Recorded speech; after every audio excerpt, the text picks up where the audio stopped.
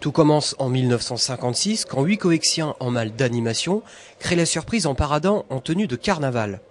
Loin d'être hués, ils sèment joie et bonne humeur dans les quartiers et lancent une tradition, la mi-carême de Coex, qui va prendre au fil des éditions une ampleur inespérée.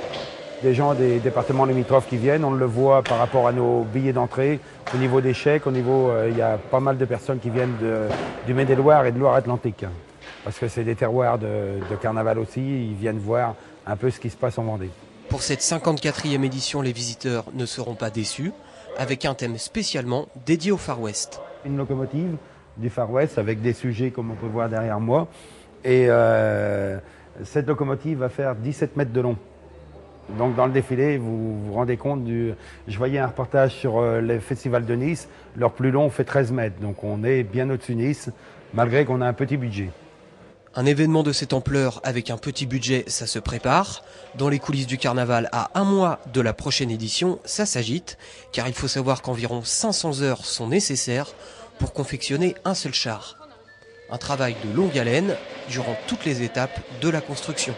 Donc c'est des morceaux de ferraille du rond de 6 qui soudent bout à bout, tout en donnant la forme, en les cintrant, en les courbant dans les sens qu'ils veulent, comme ils le veulent. Ensuite vient le moment du cartonnage, donc pour donner une forme supplémentaire par rapport au sujet. Après le carton, on recolle toute une bande de papier sur tout le sujet, qu'on peint ensuite dans les couleurs primaires par rapport aux couleurs de papillotes qui va être fait, pour au cas où il y a des papillotes qui s'envolent le jour du défilé ou autre petit problème.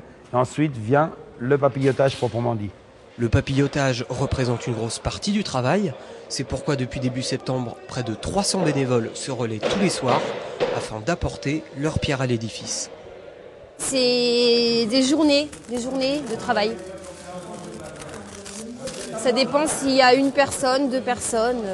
Bon, c'est un peu exceptionnel parce que il fait froid, quoi.